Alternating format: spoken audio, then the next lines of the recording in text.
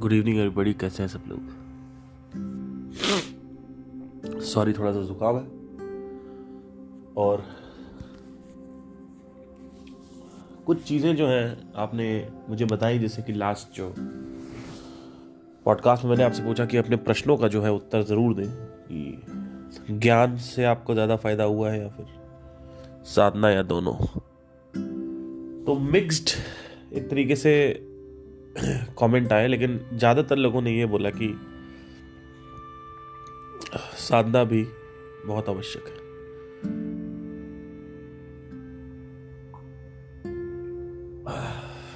अब देखिए, आपके सामने ही प्रमाण है कि साधना को मैं जो महत्वता देता हूँ उसकी क्या वैल्यू है। बट बहुत सारे मार्केट में ऐसे गुरुज हैं जो साधना नहीं, सिर्फ और सिर्फ ज्ञान की बातें करते हैं।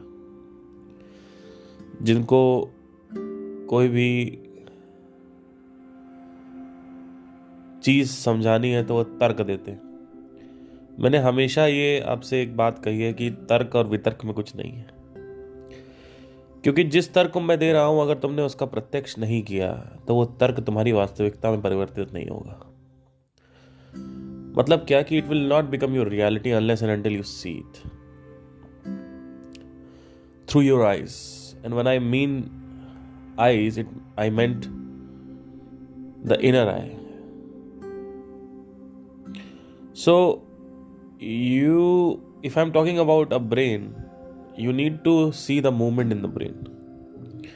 If I'm talking about a particular segment of the brain or a particular characteristic or a behavior of the brain, you should see it by yourself.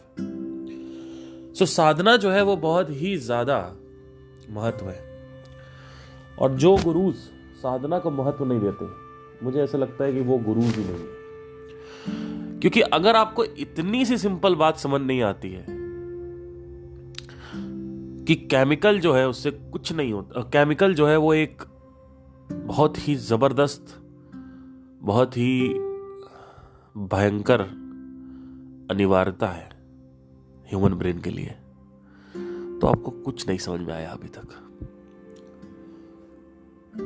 कई लोगों ने कहा, टू बी रियली ऑनेस्ट, मैं आज तक इतने गुरुज को मैंने सुना, लेकिन वो ज्ञान काम नहीं किया। कुछ समय तक तो अच्छा लगता है, उसके बाद वो अच्छा नहीं लगता।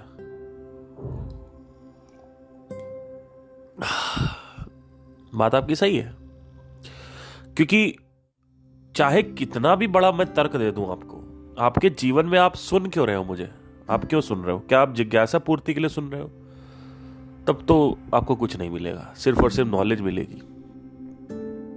अच्छा, बाय द वे, मैं आपको बताना चाहता हूं, अभी मैंने स्टीफन हॉकिंग की 2 बुक्स खरीदी हैं और आज से मैं पढ़ना स्टार्ट करूंगा उसको। फिर मैं उसको बताऊंगा आपको कैसे उन्होंने लॉज के बारे में काफी बात करी है उसमें, यूनिवर्स के बारे में।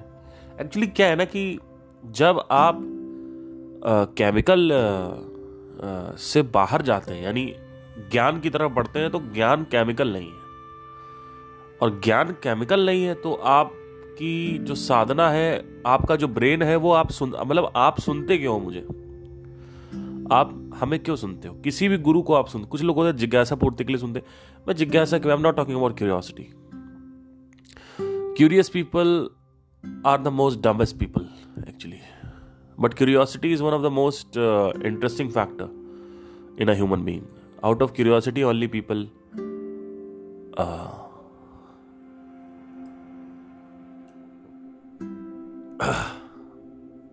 सीख ढूंढते हैं वो। अगर मैं आपसे कहूं, कल रात में मैंने अपने कमरे में गया और भाई पता है क्या हुआ, और मैं इतना करके चुप हो जाऊं, कल रात में मैं अपने कमरे में गया, भाई पता है क्या हुआ, तो आप पागल हो जाओगे, आप कहोगे क्या हुआ।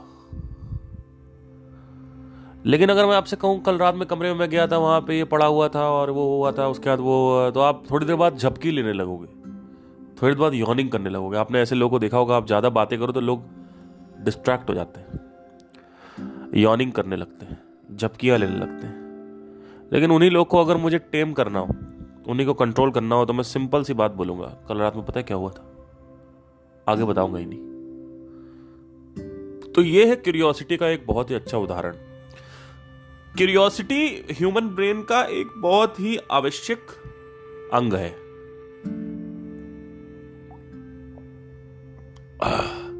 क्यूरियोसिटी इनफैक्ट डिफरेंशिएट करती है ह्यूमन बीइंग को और जानवरों में। एक जानवर कुछ कहीं जंगल में हो रहा पहाड़ी वहाड़ी के ऊपर, वो देखेगा नहीं, लेकिन आप गुजर रहे हो, कुछ ऊपर से झाड़ियां हिल रही हैं, तो आप कहोगे कौन है भाई, कौन हिला रहा झाड़ी। आपके अंदर बाय डिफॉल्ट क्यूरियोसिटी है, वो एनिमल्स में नहीं है देखा जाए तो। जब तक वहां पे उसको वो कोई भी एक्शन क्यों लेगा कोई भी जानवर। हाँ मतलब कुछ एनिमल्स हैं जैसे चिंपैंजी, गोरिल्ला, उनको अगर आप ऐसे करोगे तो, लेकिन उतना नहीं है। मतलब वहां पे है, थोड़ा बहुत स्टार्ट हो जाता है, आरंभ हो जाता है वहां से, लेकिन उसके अलावा नहीं है। तो अब आप कहोगे कि यार ये ठीक है, आपकी बात तो समझ में आ गई पार्थ, लेकिन आपकी चीजें स्पष्ट नहीं हुई। मैं आ रहा हूं उसी पे। आप मुझे सुनते क्यों, किसी भी गुरु को क्यों सुनते हो? दुखों से निवारण चाहते हो ना, दुखों का निवारण चाहते हो, दुखों से छुटकारा चाहते हो, तभी तो सुनते हो कि ऐसे ही सुन रहे हो। और ह्यूमन ब्रेन जो है उसको केमिकल चाहिए। तो हम दो एक्सट्रीम्स में जीते हैं। आपको कुछ ऐसे लोग स्पिरिचुअलिटी में मिलेंगे जो सिर्फ और सिर्फ साधना कर रहे हैं, और दूसरी तरफ आपको ऐसे कुछ लेंगे जो सिर्फ तर्क कर रहे हैं। तार्किक शक्ति बड़ी अच्छी है मेरी, उससे क्या होता है तार्किक शक्ति से? आपने एक भगवत गीता में श्लोक पढ़ लिया, कर्म किए जा फल की चिंता मत कर। अच्छा ठीक है, मतलब काम करते जाओ, फल की चिंता मत करो, आगे बढ़ गए आप। आपने उसको प्रत्यक्ष प्रमाण नहीं किया अपने जीवन के दूसरे संदर्भों में, दूसरे कंटेक्स्ट में। कर्म किए जा फल की चिंता मत कर, यह सिर्फ बिजनेस पे अप्लाई नहीं होता है, ये बहुत जगह अप्लाई होता है, बहुत कामों में अप्लाई होता है, बहुत चीजों में अप्लाई होता है। उस कंटेक्स्ट को आपने नहीं समझा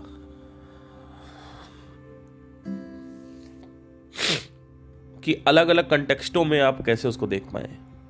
एक कंटेक्स्ट में देख लिया बिजनेस में, काम में, कर्म में, लेकिन आपने और जगह नहीं देखा कि और जगह कैसे दूसरे संदर्भों में ये आवेदन इसका होगा, ये अप्लाई कैसे होगा,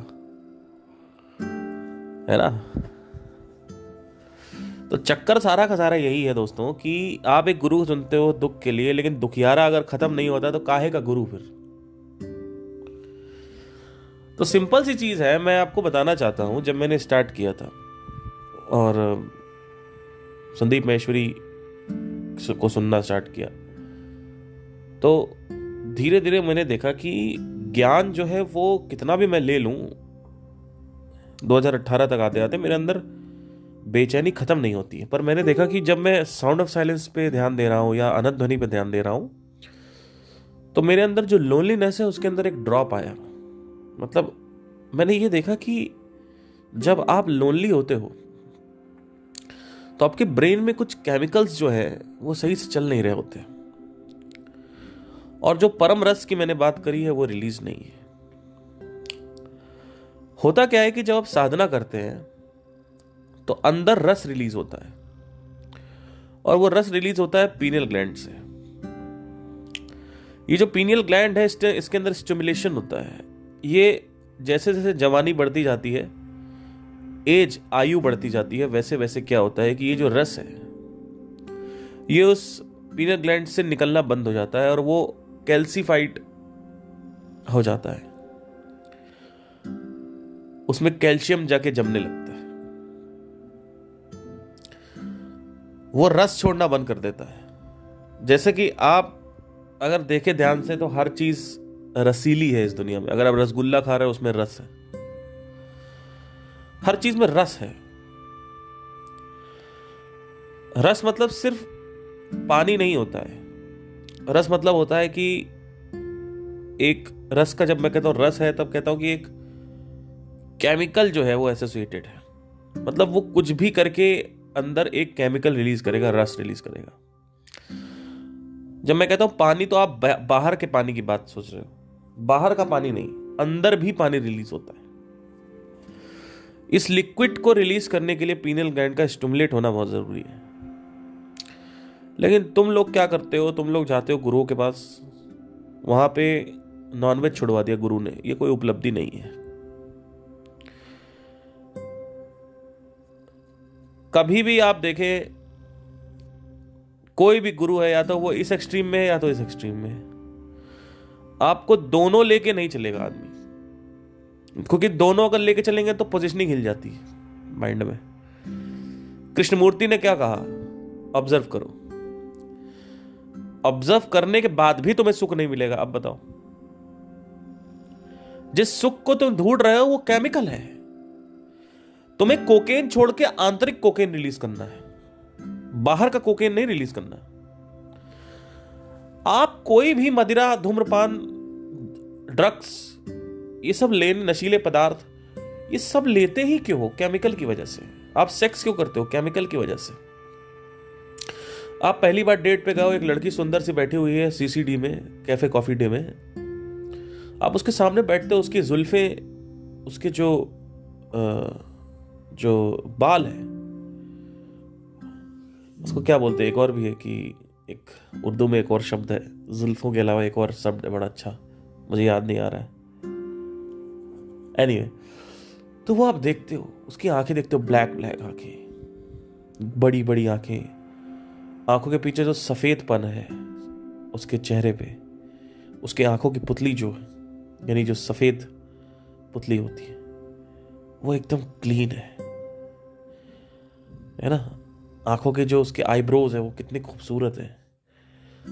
आप उसके लिप्स देखते हो, आप उसकी शक्ल देखते हो, उसके अंदर जो फेशियल कॉम्प्लेक्स, फेशियल जो कॉम्प्लेक्स है, जो फेयर कॉम्प्लेक्स, आप वो देखते हो।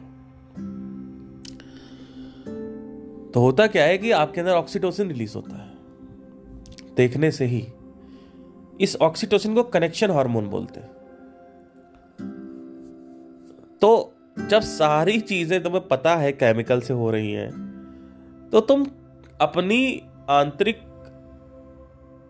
खुशी या आंतरिक प्रसन्नता या आंतरिक तृप्ति काहे के मारे ज्ञान में ढूंढ रहे हो? अब ज्ञान की अनिवार्यता कब है? ज्ञान चाहिए डिजायर को कंट्रोल करने के लिए, वासनाओं को नियंत्रित करने के लिए ज्ञान चाहिए होता है। और मैं ज्ञान जब कह रहा हूं तो मैं आत्मज्ञान की बात कर रहा हूं। ज्ञान चाहिए जिससे आप अलर्ट हो सको, जिससे आप रियलिटी तक पहुंच सको। वो रियलिटी आपको अलर्ट करती है। ज्ञान 3 प्रकार के होते हैं, आगम प्रमाण, प्रत्यक्ष प्रमाण और अनुमान प्रमाण। इतना डीप उसमें नहीं जाऊंगा, मैं कई बार इसके बारे में बता चुका हूं। तो जब आप किसी चीज को प्रत्यक्ष करते हो तो आपको वो जो ज्ञान मैं बता रहा हूं वो आपके प्रत्यक्ष में आ चुका है। उस प्रत्यक्ष रियलिटी आपको पता चलती है। अभी आपको रियलिटी पता नहीं चली है मेरे बताने से, या भगवत गीता बताने से, या वेदों और पुराणों और उपनिषद के बताने से आपको रियलिटी पता नहीं चली। लेकिन लोग क्या कहते हैं, उपनिषद पढ़ो, उससे क्या होगा, उससे कुछ नहीं, आगे जीवन अच्छा हो जाएगा। अरे जीवन क्या अच्छा हो जाएगा? अभी एक आदमी बहस करने लगा, कह रहा अगर उपनिषद को प्रत्यक्ष ही करना था तो लिखा ही क्यों गया? अरे घोंचू, तो क्या वो अपनी मेमोरी छोड़ के चले जाएंगे क्या? वो और कैसे अपनी मेमोरी को छोड़ेंगे? मतलब ऐसे ऐसे तर्क दे रहे हो जिस तर्क की कोई 1 मिनट में उसको प्रश्न करके नष्ट किया जा सकता है। वो ये कह रहे हैं कि अगर इतना ही प्रत्यक्ष करना था तो लिखा ही क्यों, प्रत्यक्ष ही करवा देते। मैंने कहा घोंचू, प्रत्यक्ष कैसे करवाएंगे? वो तो 9000 साल पहले मर गए सारे लोग, प्रत्यक्ष कैसे कराएंगे? मतलब, और कहां नहीं लिखा है? उपनिषद में तो कई जगह लिखा हुआ है कि प्रत्यक्ष करो। पतंजलि योग सूत्र उपनिषद का ही तो भाग है। वो भी तो आएगा वेदों में कि नहीं आएगा? कि पतंजलि अलग मॉडर्न जमाने के गुरु हैं? पतंजलि से ऊपर दिमाग को समझ पाओगे क्या तुम? पतंजलि को चैलेंज कर रहे हो? योगा का आविष्कारक है वो आदमी।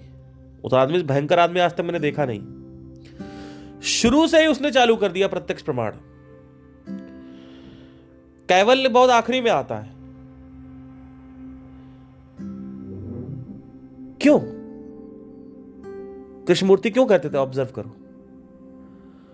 ऑब्जर्वेशन का मतलब क्या होता है? जब मैं कोई बात कह रहा हूं, वो तुम्हारी रियलिटी नहीं बनी है।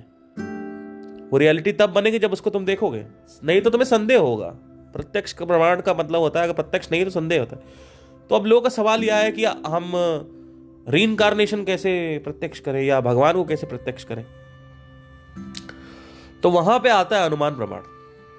जो सटल रियलिटी होती है, यानी सटल यानी सूक्ष्म जो होती है, उसमें आप कभी भी प्रत्यक्ष नहीं कर पाओगे, आप डॉट कनेक्ट करोगे। बिना डॉट कनेक्ट किए आप नहीं समझ पाओगे। तो थोड़ा सा इसमें बुद्धि चाहिए, ये सब चीजें चाहिए। तो ज्ञान आपको अस्तित्व तक लेके आता है, वास्तविकता तक लेके आता है, असलियत तक ले आता है। और उसके बाद आपको वो फिर हिला नहीं सकता कोई। वो जो बिलीफ आएगा उसके बाद, वो फेथ जो आएगा, जो विश्वास आएगा उसके बाद, वो हिल नहीं सकता। तो दो प्रकार के ज्ञान अगर आप कहते हैं, एक तो है आत्मज्ञान, एक है अनात्म ज्ञान। आत्मज्ञान का मतलब होता है कि वो ज्ञान जो स्वयं से जुड़ा हुआ हो, यानी मैं कौन हूं। अनात्म मतलब होता है वो जो स्वयं के अलावा छोड़ के बाकी बातें कर रहा हूं। तो दो इसमें खंडों को समझना जरूरी है। एक है कि आपने अपने आप के बारे में पढ़ा, ये एक नॉलेज है। फिर nature of the mind, nature of the body और नेचर ऑफ द यूनिवर्स, इन तीनों को समझ के आपने चीजों को समझना चालू किया। ये एक अलग टॉपिक है, ये अनात्म में आ सकता है। आएगा वैसे सब कुछ आत्म में, लेकिन इसको अनात्म में भी अभी समझने के लिए अनात्म ज्ञान में डाल सकते हैं आप। तो अनात्म और आत्म दोनों समझना है।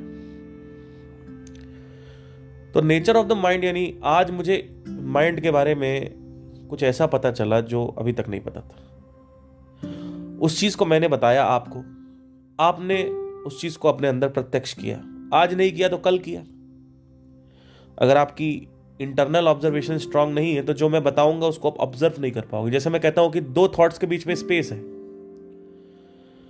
अब आप कहोगे हमें तो नहीं पता, हमने तो कभी नहीं देखा दो थॉट्स के बीच में स्पेस। इसी को इंटरनल ऑब्जर्वेशन बोलते हैं। तो इंटरनल ऑब्जर्वेशन जरूरी है, महत्वपूर्ण है, आवश्यक है। नहीं समझोगे तो रियलिटी तक नहीं पहुंचोगे।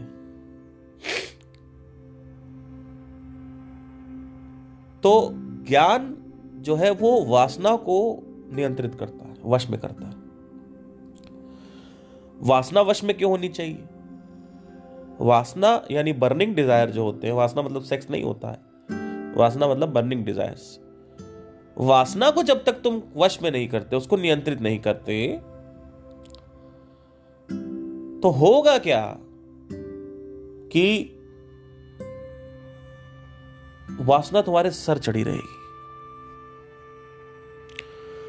और क्या आप चाहते हो कि कोई चीज आपके सर पे चढ़ी रहे, या आप मोक्ष चाहते हो? लेकिन इस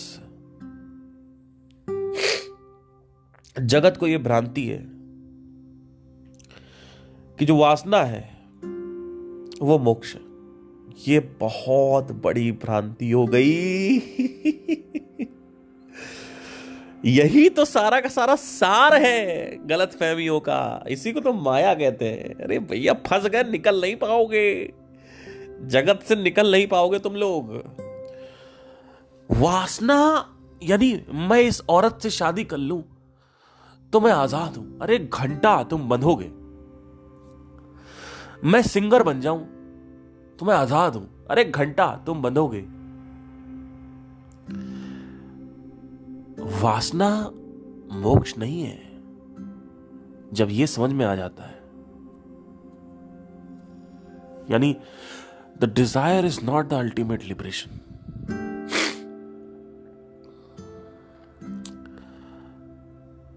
ये कैसे समझ में आएगा? इसीलिए बोलते हैं ऑब्जर्व करो। ऑब्जर्व नहीं करोगे तो तुम्हें समझ नहीं आएगा। भाई जो पहला जो चरण है अध्यात्म का वो है भोग।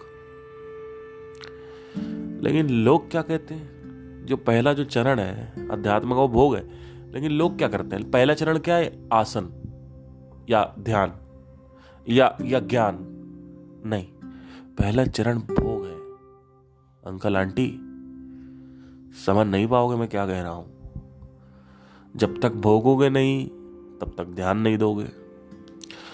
कई लोग भोगते तो हैं लेकिन ध्यान नहीं देते।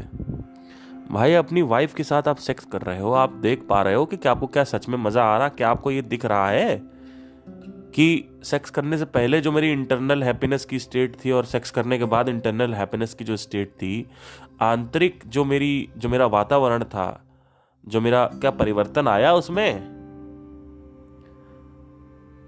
क्या ये देख पा रहे हो कि जो चीज पे जिस चीज के पीछे मैं जुनूनी था, दीवाना था, वो आज मेरे को मिल गई। आज इसी लड़की के चक्कर में मैंने कहाँ पापड़ नहीं बेले, उनसे लड़ा, घर वाले नहीं मान रहे थे, बाप से नहीं मान रहे थे, बाहर मार खाए भाई से, भाई ने गुंडे बुला दिए, उनसे मार खाए, और उसके बाद फिर इंटरकास्ट फंस गया, उसको निकाला, पॉलिटिकल बैकग्राउंड था, कनपट्टी पे गोली लगा दी, मेरे बंदूक लगा दी गई।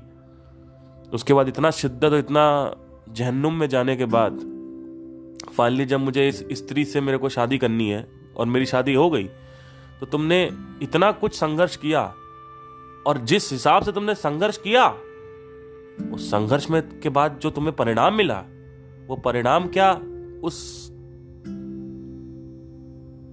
फल के अनुसार है जो फल जिस फल की तुम आकांक्षा कर रहे थे, जिस फल की तुम एक्सपेक्टेशन लेके आए थे, वो क्या है उसके बराबर? वो जो रिजल्टेंट मिला, जो परिणाम मिला, जो अंतिम परिणाम मिला, जो अंतिम लक्ष्य तुम्हें मिला, क्या वो उसके बराबर था? हाँ बराबर था। अगर आ रहा हाँ बराबर था, तो अभी तुम्हारी नई शादी हुई है, या फिर शादी हो चुकी है, बहुत साल हो चुके हैं, लेकिन तुम अंधे हो, आधड़ हो, तुम आधड़। हमारे कानपुर में ऐसे लोगों को आधड़ बोलते हैं। ये आधड़ लोग होते हैं। आधड़ मतलब क्या? भोगेंगे लेकिन ऑब्जर्व नहीं करेंगे।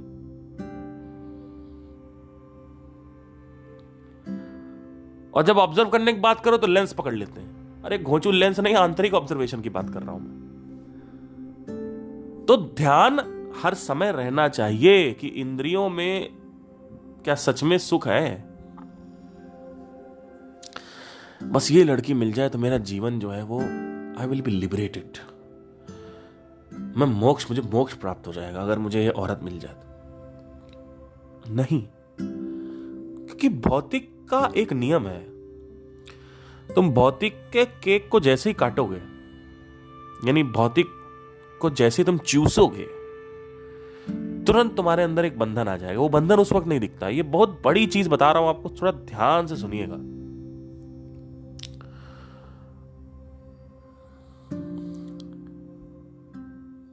एक माउस ट्रैप है, चूहे का एक पिंजरा है। उस चूहे के पिंजरे में एक पनीर लगा दिया जाता है और चूहा दौड़ते हुए आता है पनीर की खुशबू सूंघते हुए। उसको महक लग गई, उसकी नाक ऐसे ऐसे कर रही है।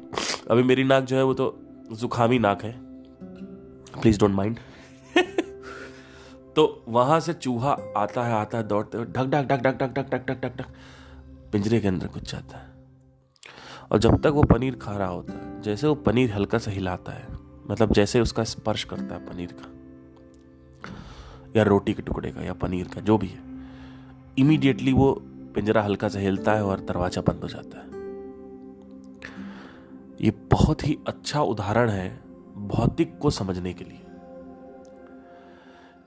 तुम जब तक शादी के बाद 6 महीने जो इंजॉयमेंट है वो करोगे, वो जो 6 महीने वो पनीर है, वो जो लड़की है वो पनीर है,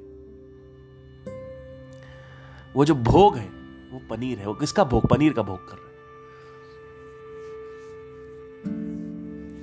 और जैसे ही तुम उस पनीर को आंखें बंद करके खा रहे होते हो, तब तक दरवाजा बंद हो चुका होता है। मतलब तुम जैसे ही कोई भी चीज उधार लोगे भौतिक से, मटेरियल वर्ल्ड से, इमीडिएटली तुम्हें एक ट्रैप में बंद कर दिया जाता है, एक पिंजरे में बंद कर दिया जाता है। और उस पिंजरे को चाहे सोना कहो, चाहे चांदी कहो, चाहे लोहा कहो, पिंजरा तो पिंजरा है, चाहे लोहे का पिंजरा है, चाहे चांदी का पिंजरा है, चाहे सोने का पिंजरा है। अब चक्कर क्या है कि इस चीज को देख पाना, इस चीज का प्रत्यक्ष कर पाना ही मोक्ष है। अगर आप इतना सिर्फ प्रत्यक्ष कर पाओ तो आपके अंदर एक क्वेश्चन उठेगा, यहां तो फांसा फांसी हो रही है, मैं फंस रहा हूं, मेरे अंदर खुशी नहीं है। लोग क्या करते हैं, सोसाइटी के वासनाओं से, अपनी खुद की वासनाओं से, अपने कंफर्ट के बाहर जाके एक घर खरीद लेते हैं। मनी कंफर्ट यानी फाइनेंशियल जो डिसरप्शन है या फाइनेंशियल जो सर्कल है उसके आगे जाके अपनी चादर से ज्यादा पैर फैला लेते हैं। उसके बाद ईएमआई भरते हैं, लेकिन उस घर में उनको सुख नहीं प्राप्त होता जितना उनको टेंशन होती हर महीने ईएमआई की। अब घर तो मिल गया,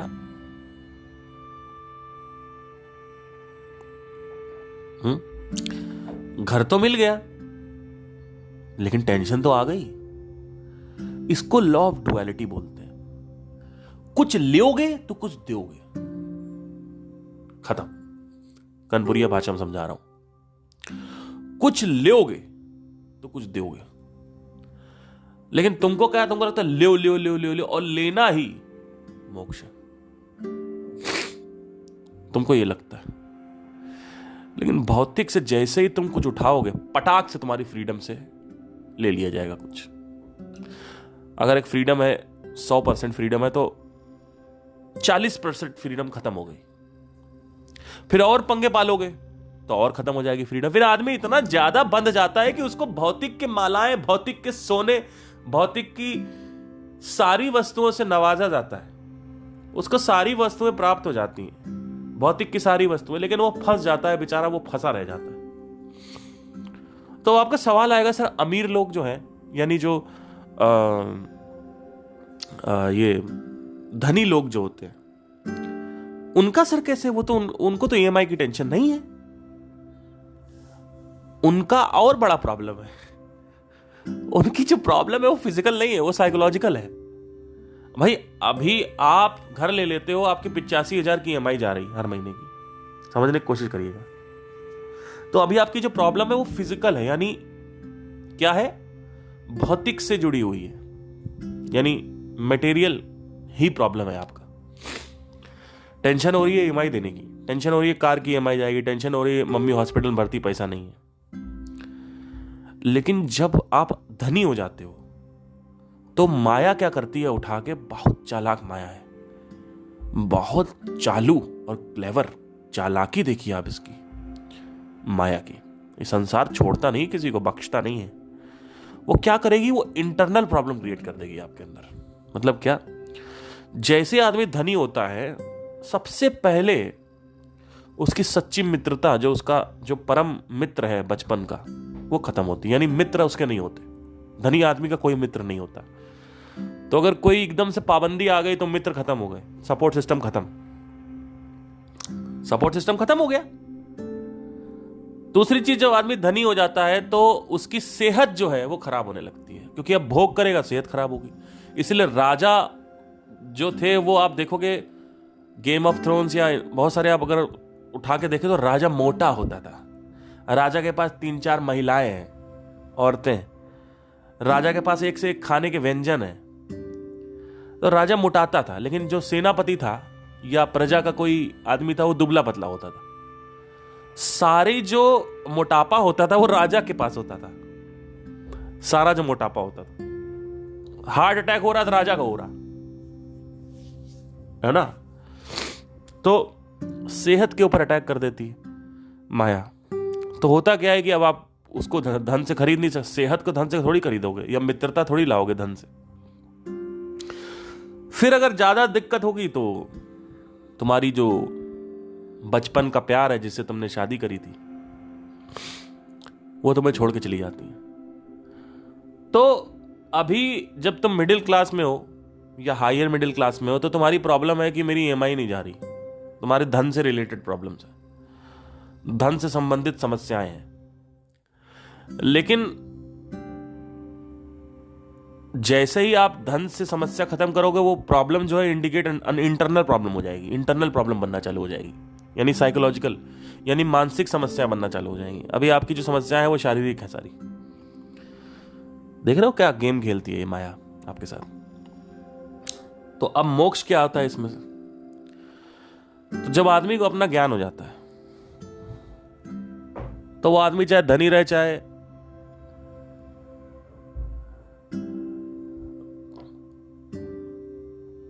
भिखारी हो, चाहे धनी हो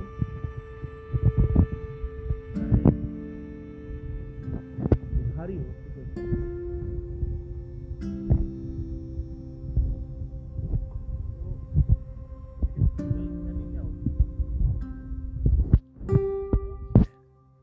वो मेरी पत्नी है, वो धन है, वो ये करियर बन जाए मेरा, यूपीएससी, एक्टर बनना है, सिंगर बनना है।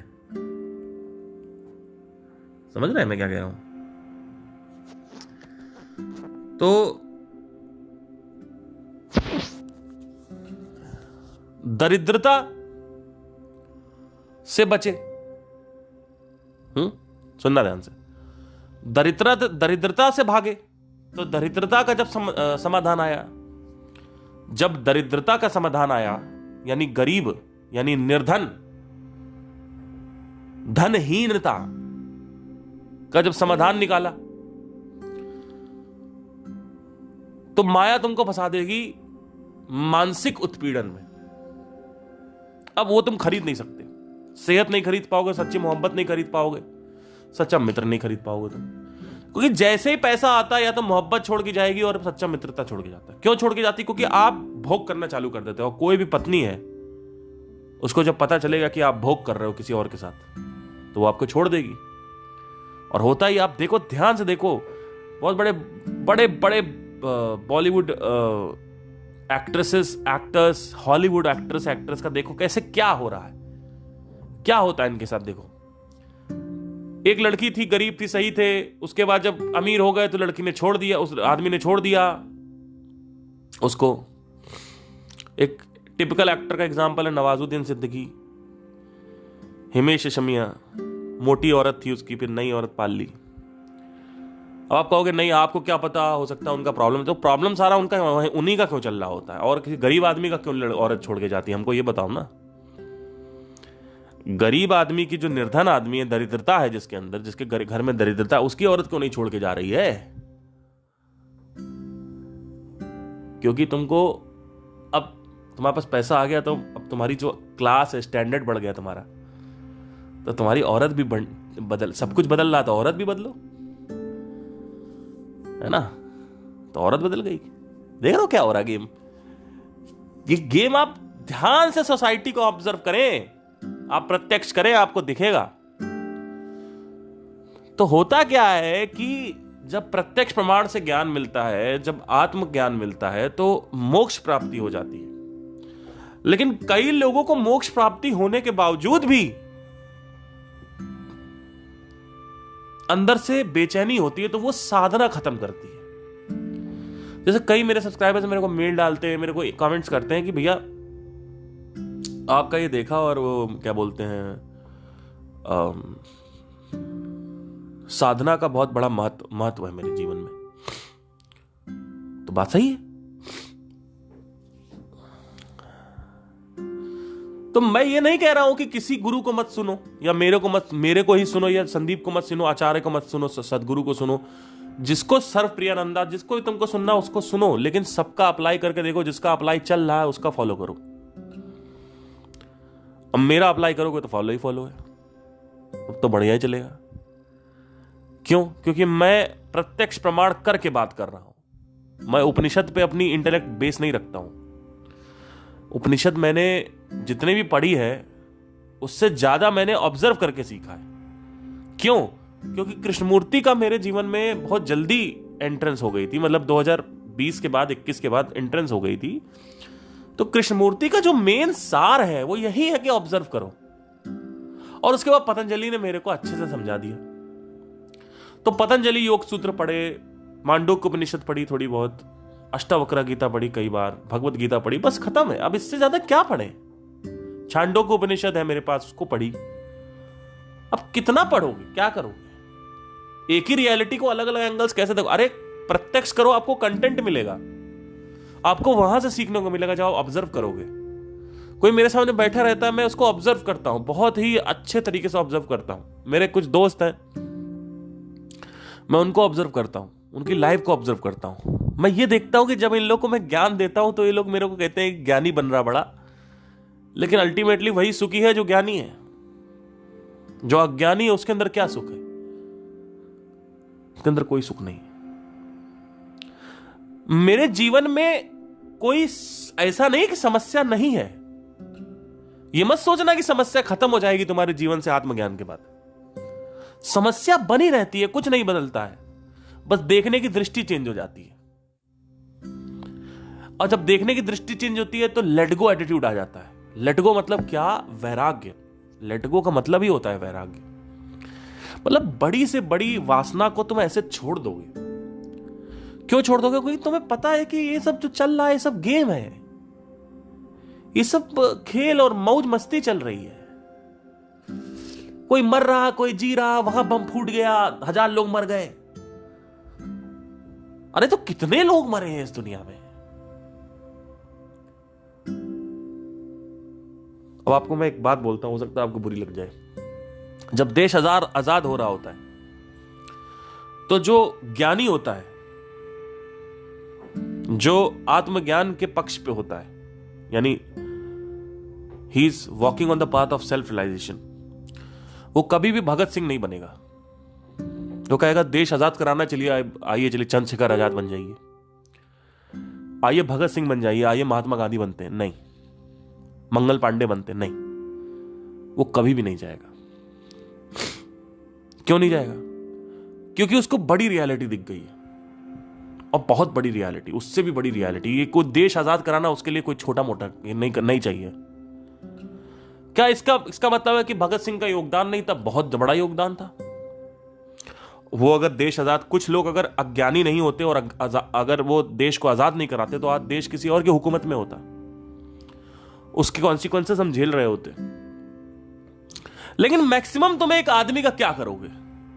अगर ये देश किसी और की हुकूमत में होता, आज भी किसी की हुकूमत में ही है ना, किसी और की हुकूमत में अगर ये देश होता तो तुम मैक्सिमम एक आदमी को क्या करोगे? उठा के जेल में डाल दोगे। ज्ञानी तो वहां भी खुश है। ज्ञानी के लिए क्या जेल और क्या कैद और आजादी, ज्ञानी के लिए कोई फर्क नहीं है। ज्ञानी के लिए क्या है कैद और क्या है आजादी? स्वतंत्रता क्या है उसके लिए? ये स्वतंत्रता दिवस क्या मनाए चले जा रहे हो 15 अगस्त को? तुम सब एक कैद में हो। 47 में देश आजाद हो गया, लेकिन तुम्हारी आजादी अभी तक नहीं आई है।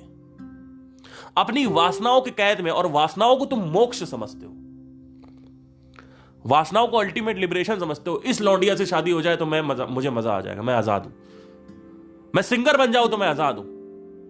मैं एंटरप्रेन्योर बन जाऊं तो मैं आजाद हूं। मेरे पास इतना पैसा हो जाए, मैं धनी हो जाऊं तो मैं आजाद हूं। मैं नेता बन जाऊं, विधायक बन जाऊं तो मैं आजाद हूं। कुछ नहीं। तो 47 में अगर मैं होता और मेरे से बोलते चलो देश आजाद करो, मैं नहीं जाता। क्यों नहीं जाता? क्योंकि भाई मैं अभी एक पाथ पे चल रहा हूं। लेकिन लेट से अगर मेरे समझ में आ गया कि मैं कौन हूं और अब मेरे पास कुछ करने के लिए नहीं है, तब हो सकता है मैं देश आजाद कराने चला जाता। क्योंकि अब तो समझ में आ गया, अब तो पावर आ गई ना भाई। सोल्जर्स के अंदर जो भय होता है उसको आप कैसे खत्म करोगे? सैनिकों के अंदर जो भय होता है उसको खत्म करने का सिर्फ एक तरीका है, आत्मज्ञान। सारे सैनिकों को आत्मज्ञानी बना दो, फिर देखो वो ऐसा फोड़ेंगे सबको जिसकी कोई सीमा नहीं है। क्योंकि आदमी रोएगा ही नहीं। अभी मैं रणवीर अलाहाबादिया का एक शो देख रहा था, उसमें एक पता नहीं कोई एक बहुत बड़ा आदमी, पीछे से चश्मा लगाते हैं वो, पीछे से। उन्होंने बोला कि मेरे मैं ट्रेनिंग दे रहा था तो ट्रेनिंग के समय ग्रेनेड फट गया और उसका जो इधर लेफ्ट साइड या फेस कुछ बता रहा था, गले गले के आसपास पूरा फट गया था, तो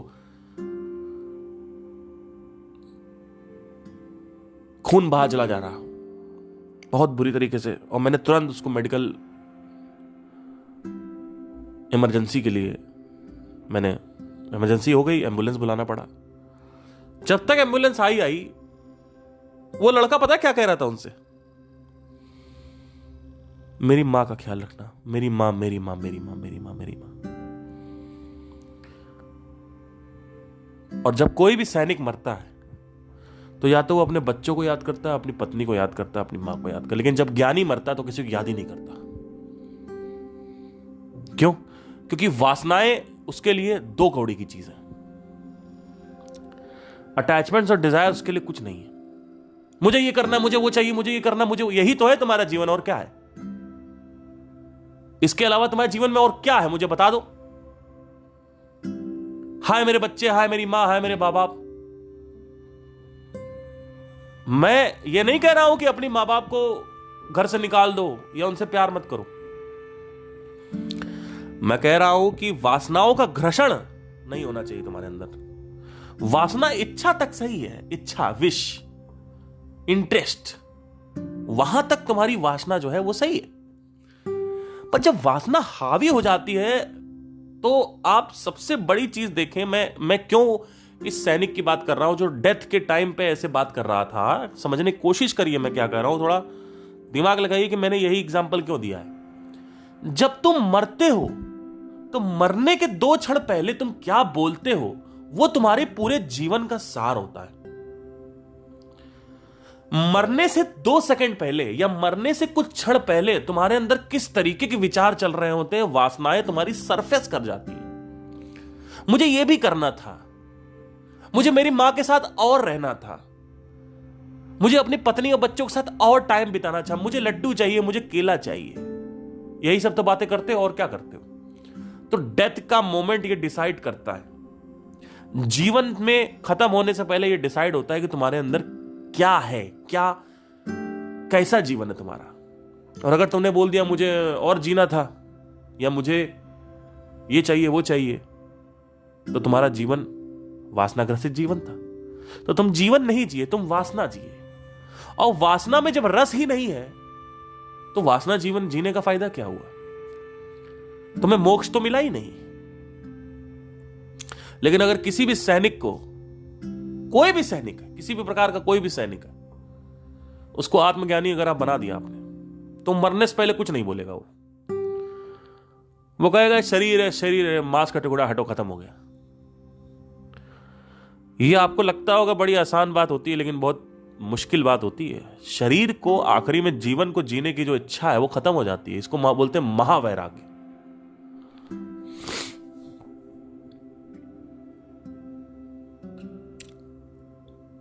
ये जितना ज्यादा आप इसमें घुसते जाओगे, जितना ज्यादा आप और गहन होते जाते हो, क्योंकि भाई जब आपको समझ में आ गया कि कुछ नाटकबाजी चल रही है और ये मैं क्या हूं और शरीर हूं ही नहीं मैं, और मैं सोर्स ऑफ क्रिएशन हूं, तो खत्म। आप धीरे धीरे देखोगे इच्छाएं जो प्रबल थी वो सूक्ष्म होती जाएंगी, वो ढीली हो जाएंगी, जो वासनाएं हैं तुम्हारी। तो क्या ऐसा आदमी जीवन जी नहीं पाता? अरे ऐसा आदमी जीवन ऐसा जीता है जिसके बराबर तुम जीवन जी नहीं पाओगे। वो आदमी अमेरिका में है तो इंडिया याद नहीं कर रहा है, वो अमेरिका में ही खुश है। वो आदमी मंगल ग्रह उसको भेज दो, उसको मंगल ग्रह देख के उसके आंसू निकल आएंगे। वो कहेंगे ये भी होता है, ऐसा होता है, वाह। उसके मुंह से वाव निकलेगा, उसके अंदर नहीं निकलेगा मुझे पृथ्वी पे वापस जाना है।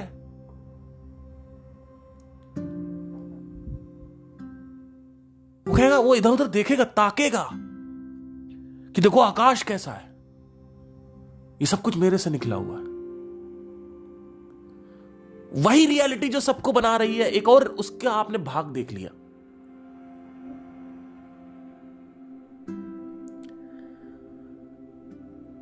बहुत चक्का हो जाएगा, वो चकित रह जाएगा वो आदमी। जब वो देखेगा मंगल ग्रह की मिट्टी छुएगा, कहेगा उसके अंदर जब ये नहीं कि मंगल ग्रह की मिट्टी, उसको ये समझ में आएगा कि ये भी मैं हूं, ये भी मैं हूं। क्योंकि अकेलापन तो बहुत पहले, सालों पहले, उसने वर्षों पहले वो अकेलेपन से बाहर आ चुका है।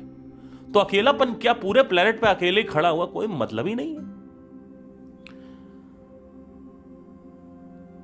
दुखों की एक शिकन तक नहीं है, क्योंकि अपेक्षाएं नहीं, आकांक्षाएं नहीं है, तो दुख नहीं है। जब उसको यह समझ में आ जाता है कि यही मेरी मां नहीं है, इससे पहले बहुत माएं आए और बहुत माएं गई,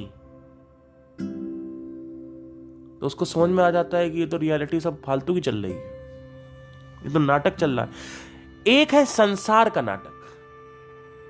इस नाटक को समझ के मार्केटिंग करी जाती है। मार्केटिंग के जो रूल्स है, इस नाटक को समझ के बनाए जाते हैं।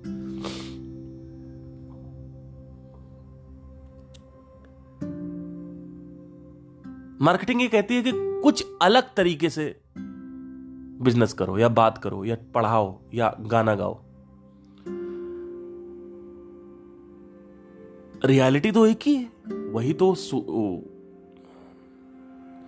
शंकराचार्य के समय से तो वही एक ही बात बोलते चले आ रहे हैं, उसमें अलग क्या बताएं। लेकिन मार्केटिंग कहती नहीं, संसार को अपनी तरफ खींचना है तो आपका अंदाज अलग होना चाहिए पढ़ाने का। तो आप देखो, मेरा अंदाज अलग है पढ़ाने का। यही चीज मैं अगर संदीप महेश्वरी के स्टाइल में बताता तो आप, तो संसार के अपने अलग नियम कानून है। संसार के नियम कानून संसार को खींचते हैं। अभी कोई नीता मैम है यूट्यूब पे, उन्होंने संदीप महेश्वरी को क्या बोला कि आचार्य प्रशांत जो कि IIM है, आचार्य प्रशांत देखो अधिकारी था पुराना। अरे तुमने यही पकड़ा, तुमने ये नहीं पकड़ा कि वो आदमी आत्मज्ञान की बातें करता है। आत्मज्ञान तो तुमसे पकड़ा नहीं गया, तुमने वही क्यों पकड़ा, पूर्व अधिकारी। तुमने वही क्यों पकड़ा? क्योंकि तुम्हारी वासना वहीं तक है, तुम वासना ग्रसित इंसान हो, तुमने वो पकड़ा। तो जो आदमी जिस तरीके की बातें करता है वो अपनी वासना की बातें करता है, जैसा वो अंदर से होता है। इनर कोर में वासना घुसी हुई है लोग की कि मुझे अधिकारी बनना है। उससे क्या होगा पता नहीं क्या होगा भैया, एक भ्रम है बस। और जो ऑलरेडी बन चुका है उसको इतना तुम लोगों ने सर पे चढ़ा दिया कि वो आदमी ऐसे सीना चौड़ा चढ़ जैसे भगवान चल रहा हो। भगवान बना दिया तुमने IAS IPS को।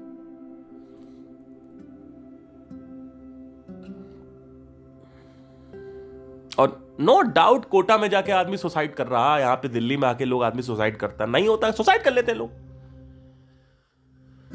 कैसे निकलोगे इन सब चीजों से? दो रियलिटी चल रही है एक साथ। अब तुम्हारा निर्णय है कि तुमको कौन सी रियलिटी में जीना है। जब मैंने ये नीता मैम वाला वीडियो देखा तो मुझे यही समझ में आया, मैं उनसे भी सीख लिया कि आदमी वही बात करता है जो आदमी खुद अंदर से होता है। उनके लिए सर्वोपरि वही है, मेरे लिए वो 2 कौड़े की पोटी है, मल मूत्र की तरह है मेरे लिए वो सब। मेरे माँ बाप, मेरी पत्नी, मेरे बच्चे आके बोलेंगे आपके लिए क्या जरूरी है, मैं कहूंगा कुछ नहीं, खत्म, टाटा बाय बाय, गया। अब बताओ क्या करोगे मेरा? तुम जेल में डालोगे? डाल दो। अगर तुमने मेरे को 1 साल जेल में डाल दिया तो कम से कम 10 आत्मज्ञानी निकालूंगा वहीं पे उसी वक्त में। डालो तुम जेल में मेरे को। 10 साल से अकेले रह रहा हूं, प्रवचन चालू कर दूंगा अपने वहां में, खत्म, टाटा बाय बाय, गया। जो आदमी जहां जाता है वो आदमी वैसा बना देता है लोगों को। संगत वैसी हो गई ना।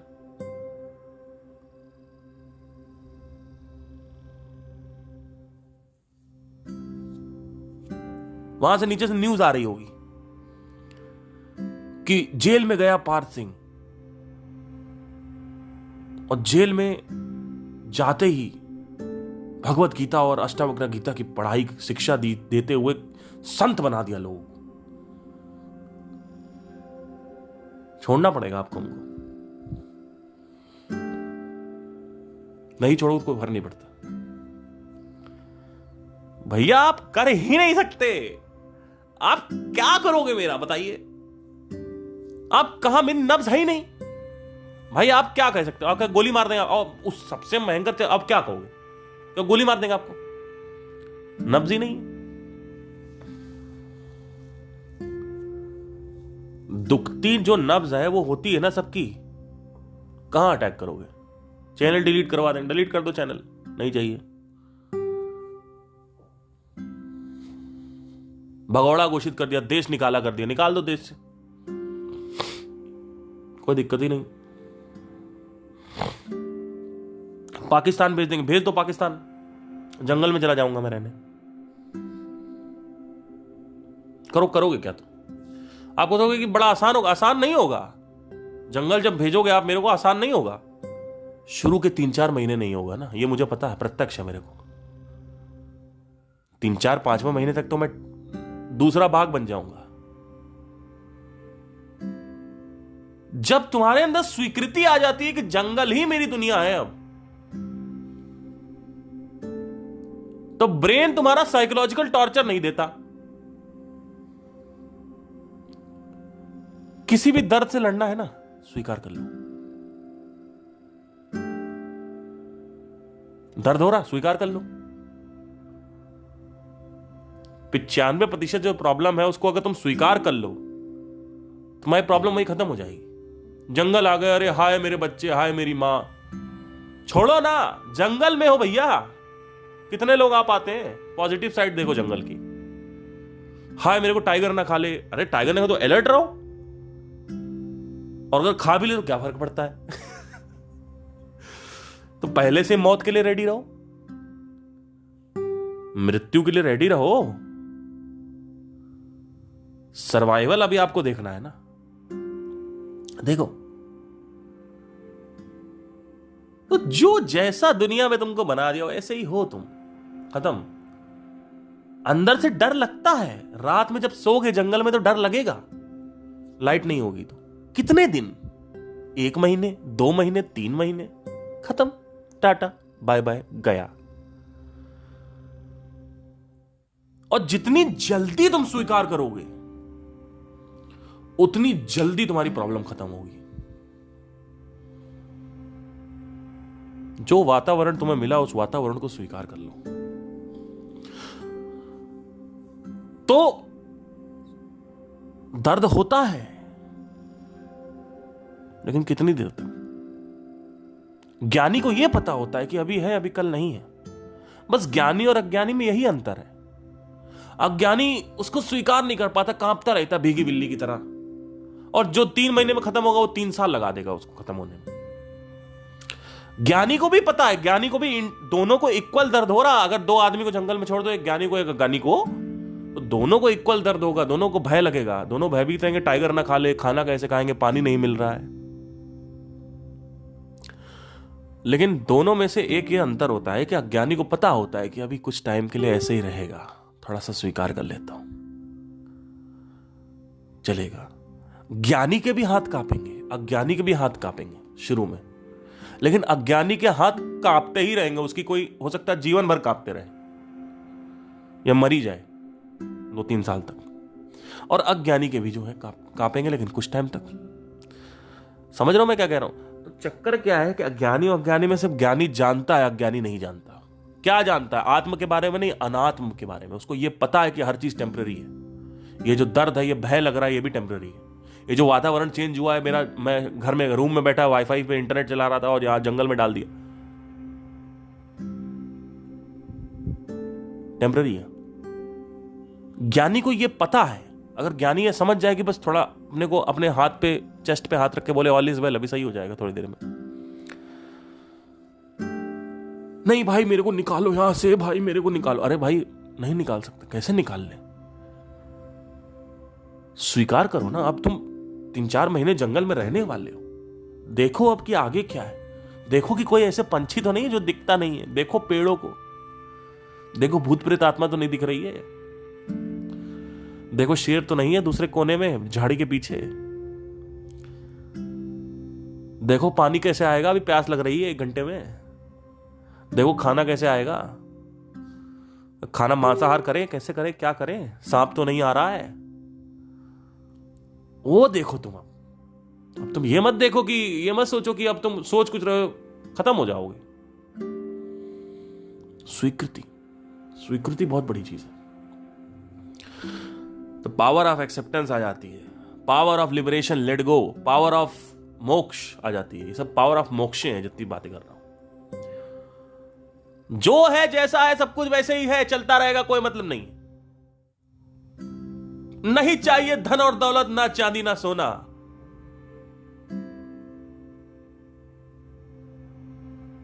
अब आगे नहीं बोलूंगा, खैर चलिए, thank you, take care, bye.